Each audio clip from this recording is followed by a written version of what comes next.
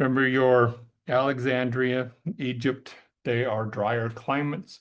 So the manuscripts and the fragments tend to be a lot older. Byzantine is a little wetter, so you get a whole bunch of them, but that's because they had to copy a lot and they're not as old because they had to keep on copying them because they would, of course, decay. And then Western, which is North Africa, we do have some older ones, kind of a mix. But of course, remember when it comes to the Western, they did tend to have a bit of a, well, they were known for being ones who added a little bit on to scripture. They would expand or harmonize and stuff like that. So we've got to be cautious with how those line up with the other ones. And then we were also looking at, some of the other more specific areas, which would have to do with like the critic's text versus, the critic's text versus the majority text. And I talked about those two. Because we do have two primary Greek texts that you'll find.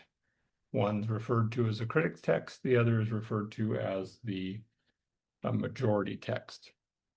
The King James Version really follows the Textus Receptus, which is closer to the majority text.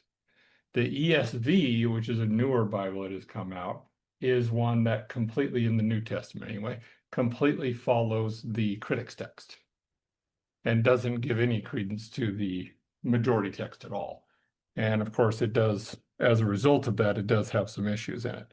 And of course we talked about where the Textus Receptus came from, and there are some people who try to go back and say, well, it's I go back to the Textus Receptus, but when you really understand its origin, that's not a good source to go back to.